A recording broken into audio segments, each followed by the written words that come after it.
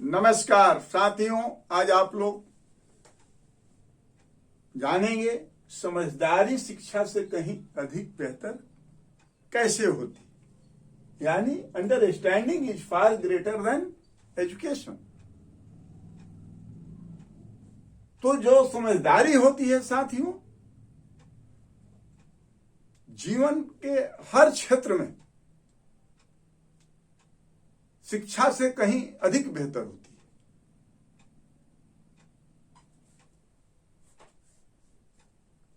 समझदारी का संबंध व्यवहारिकता, सामाजिकता, कार्यकुशलता,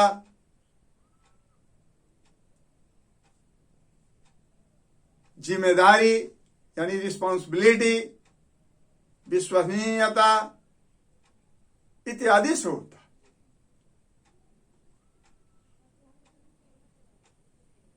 जैसा कि हम पूर्व में चर्चा कर चुके हैं कि एजुकेशन जो होता है वो सर्वोपरि धन होता है, सर्वोपरि आभूषण होता है इत्यादि। लेकिन समझदारी के अभाव में शिक्षा जो है वो कहीं कहीं असफल भी हो जाता है। यानी शिक्षित व्यक्ति जो है वे यदि समझदार नहीं होते हैं तो उन्हें असफलता हाथ लग सकती। साथियों, शिक्षित बने, शिक्षा तो सबों के लिए अनिवार्य है, प्रत्येक नागरिक के लिए। लेकिन शिक्षा के साथ साथ समझदारी भी रखें। इससे संबंधित एक कहानी है। बनारस में एक देवदत्त नाम के पंडित रहते थे। वे महान विद्वान थे। उनको अपनी शिक्षा पर बहुत अहंकार था, क्योंकि उनके पास समझदारी नहीं थी। साथियों देखिए, शिक्षा यदि रहे और समझदारी न रहे तो उस मनुष्य के पास अहंकार अवश्य आ जाता है। यानी उसके पास व्यवहारिकता रहेगी ही नहीं। वह अपने आप को सबों से महान समझेगा। वो जानेगा कि जो हम बोल रहे हैं वो सब सही बोल रहे हैं, हम जो कह रहे हैं वो सब करें इत्यादि। तो क्या होता है कि कहीं कहीं उसे असफलता हाथ लग जाती है, लगेगी ही। क्योंकि ऐसा, जैसा कि आप लोग जानते हैं कि अहंकार का नाश होता है। अहंकारी व्यक्ति, इतिहास साक्षी है कि कहीं भी सफल नहीं हुए। नहीं, स्वाभिमानी बनिए लेकिन अभिमानी नहीं, अहंकारी नहीं। तो साथियों, जो देवदत्त पंडित थे वे समझदारी के अभाव में अहंकारी हो गए थे। उन्होंने बहुत से विद्वानों को शास्त्र में हराया था। वास्तव में विद्वान थे वो, उसमें शक नहीं है। वे आईएएस थे, आईएएस में फर्स्ट रैंक प्राप्त किए थे। ऑक्सफोर्ड यूनिवर्सिटी से पढ़े लिखे थे। तो विद्वता की कमी नहीं थी। कमी क्या थी? समझदारी की। तो देखिए कैसे एक साधारण व्यक्ति से उनकी आगे चल करके हार हो जाती, वे असफल हो जाते। तो वे आए बाहर से, बहुत से विद्वानों को हरा करके घर पर। तो अपनी मां से कहे कि मामा, मैं आईएएस में फर्स्ट रैंक प्राप्त किया हूं और साथ ही मैं बहुत से विद्वानों को शास्त्रार्थ में हरा कर आया हूं। तो उनकी मां जो थी वो पढ़ी लिखी तो कम थी, लेकिन समझदार थी, समझदारी अधिक थी। वो समझ रही थी कि मेरा बेटा आया, पानी भी नहीं पिया और अहंकार में सब अपना तारीफ कर रहा है, तो समझ गए। तो वो कही, वो अपना सर्टिफिकेट भी दिखाने लगे कि देखो मेरा आईएएस में फर्स्ट रैंक है। ये सब अपना चर्चा कर रहे थे। तो उनकी मां कही कि बेटा, मैं तभी समझूंगा कि तुम और विद्वानों को हरा करके आया है शास्त्रार्थ में, जबकि इसी बनारस में दूसरे मोहल्ले में एक कबीर नाम का गरीब जुल्हा रहता है, उसको तुम हरा करके आओ। तो देवदत्त पंडित उठे। अहंकारी बड़ी ताव में होते हैं, जिसके पास समझदारी नहीं होती है तो वे अहंकार के वशीभूत होकर के अंधा बन जाते। वे तुरंत निकल पड़े कबीर के दरवाजे पर जाने के लिए। पहुंचे वहां कबीर के दरवाजे पर, दरवाजा खटखटाया तो कबीर नहीं थे। वे अपना बिजनेस पर्पज से चादर वगैरह बेचने के लिए वही नजदीक के चौक पर चले गए थे। तो उसकी बेटी आई तो दरवाजा खोली तो देखे कि भाई पोशाक से, पहनावा से समझी कि भाई बहुत बड़े आदमी है। झुक करके प्रणाम की, शिष्टाचार है। देवदत्त पंडित कहे कि ठीक है ठीक है, कबीर कहाँ है? तो उनकी बेटी हाथ जोड़ करके बोली कि हजूर, वो अभी थोड़ी देर पहले इसी चौक के पास गए हैं कुछ चादर वगैरह बेचने के लिए, उसी से हम लोगों का जीवन यापन होता है। तो कहे ठीक है जाओ अभी और उनको बुला लो, बहुत जरूरी काम है, जाके बोल देना। तो उनकी बेटी कही कि महाराज कुछ जल वगैरह ग्रहण कर लीजिए, बैठिए। तो देवदत्त पंडित कहे कि नहीं, पहले उनको बुलाओ, जाओ, हम यहीं ठहर रहे। तो उनकी बेटी कबीरदास की दौड़े दौड़े गई। वो जो चौक था वो नजदीके था, पहुंची। कबीरदास जी अपने बेटी को दौड़ते हुए देख करके वे आश्चर्यचकित हो गए कि भाई क्या बात है। उनकी बेटी कही कि पिताजी कि एक बहुत बड़े आदमी आए हैं कि आपको अभी तुरंत बुलाए हैं। तो कबीरदास कहे कि जाओ बेटी, बोल देना कि हम आधे घंटे में आ रहे हैं। अब तो नहीं, वो कह रहे हैं कि अभी साथ है, लेकर के आओ। तब कबीरदास जी अपना सब चादर वगैरह समेटे और पीठ पर लेकर के दरवाजे पर आए। तो पंडित जी बैठे थे। तो कबीरदास ने झुक करके प्रणाम किया, शिष्टाचार है। देवदत्त पंडित अहंकार से फटे जा रहे थे। कहे कि ठीक है, तुम्हारा ही नाम कबीर है? तो हाँ हजूर, मेरा ही नाम कबीर। अब तो मैं तुमसे शास्त्रार्थ करने आया हूं। अब तो हजूर शास्त्रार्थ और हमसे? हम तो एक गरीब जुल्हा हैं, हम तो बचपन से ही हुजूर नहीं पढ़े, तो मैं आपसे कैसे शास्त्रार्थ करूंगा? तब देवदत्त पंडित थोड़ा सा सहमे, कहे कि तो बचपन से नहीं पढ़ा है, बोल रहा है, माँ हमको इसके पास भेज दी शास्त्रार्थ करने के लिए। तब देवदत्त पंडित कहे कि तुम शास्त्रार्थ हमसे नहीं करेगा? तो नहीं हजूर, हमारी क्षमता आपसे शास्त्रार्थ करने की कहाँ है, मैं तो बचपन से ही अनपढ़ हूं। तो ठीक है कि तुम हमसे हार मान गया ना? तो हाँ हजूर, हार तो मैं पहले ही से मान गया हूं, क्योंकि मैं पढ़ा ही लिखा नहीं हूं, तो शास्त्रार्थ करने की बात ही कहां आती है, कहां से आती है। तब कहेगी तो ठीक है, हम जाकर के अपनी मां से बोल देते हैं कि कबीर जो है वो शास्त्रार्थ में हमसे हार गया। तो हाँ हजूर जाइए, और मैं तो पहले से आपसे हारा हूं, और अभी मैं कह रहा हूं कि मैं आपसे शास्त्रार्थ में हार गया हूं। देवदत्त पंडित दौड़े दौड़े आए, अपनी मां से बोले कि मामा, कि तुम कैसे आदमी के पास भेज दी थी, वो तो बचपने से नहीं पढ़ा हुआ है,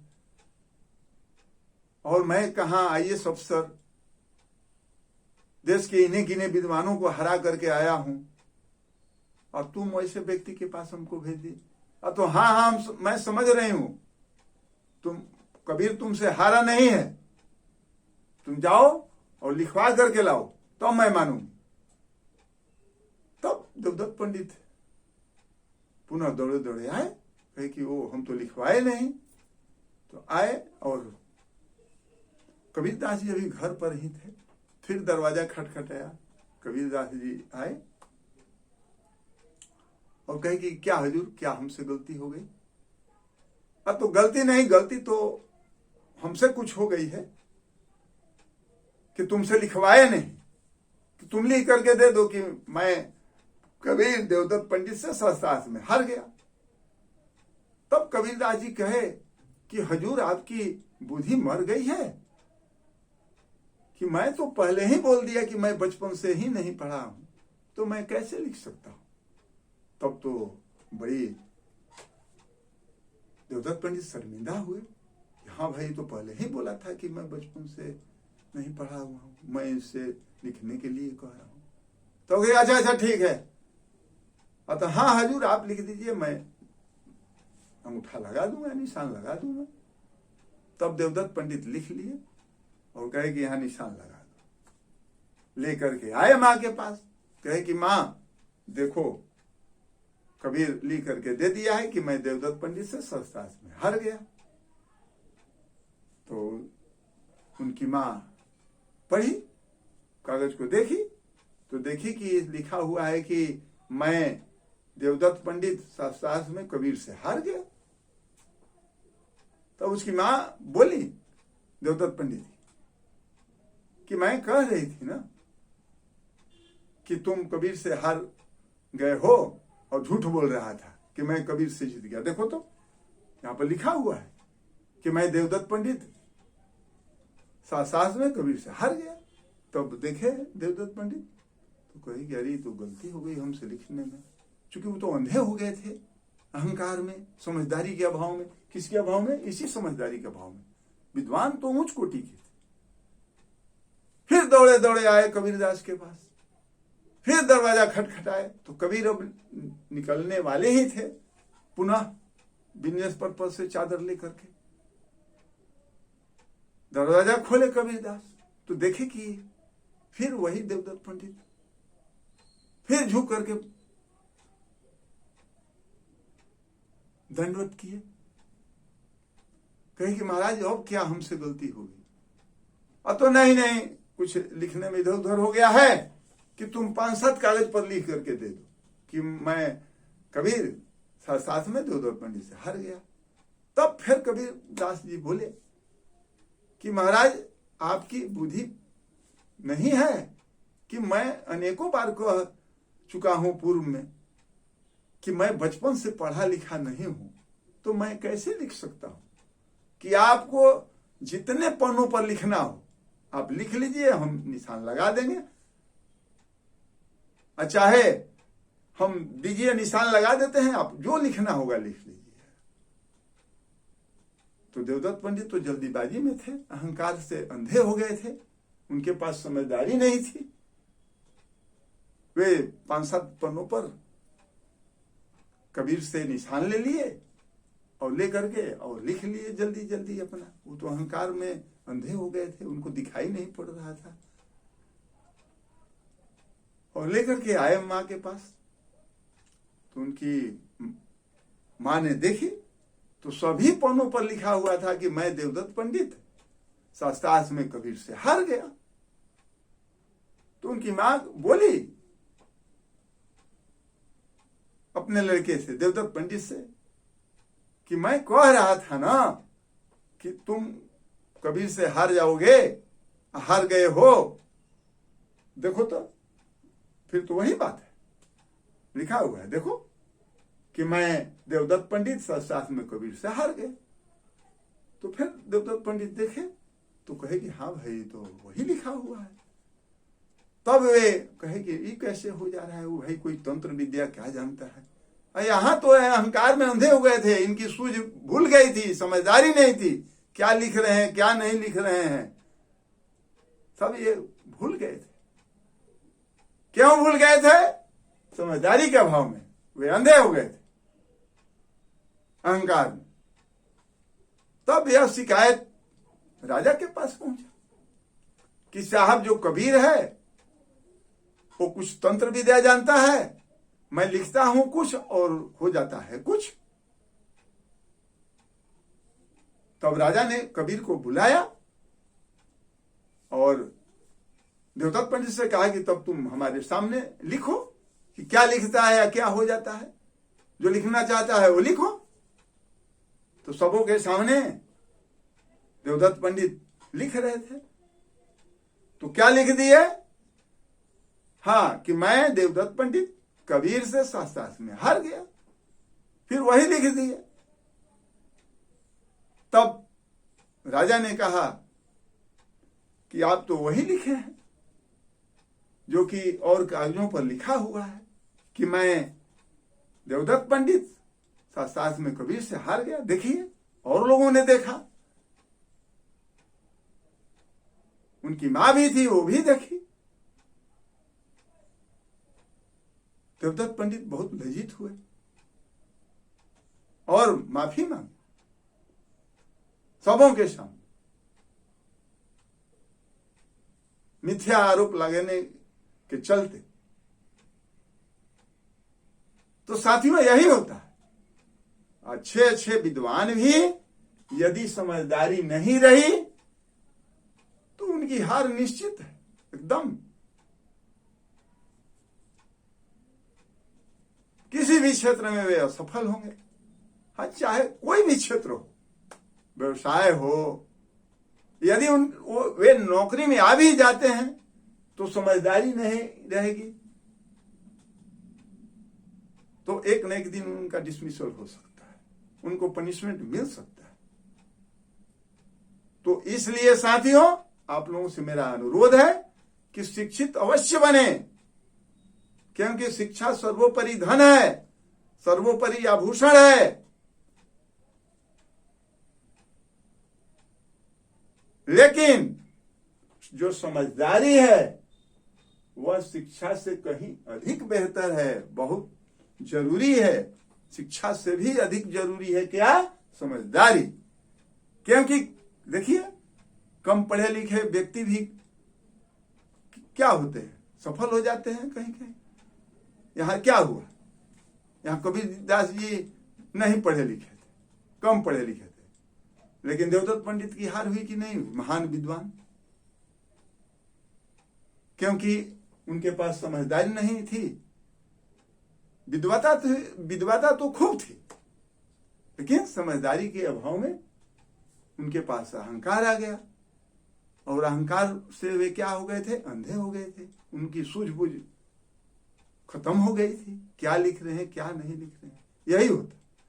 तो साथियों, आप लोग शिक्षित बने और समझदार बने, निश्चित रूप से आप लोगों को किसी भी क्षेत्र में सफलता मिलेगी। ठीक है, आप सबों को मेरा पुनः नमस्कार। जय हिंद।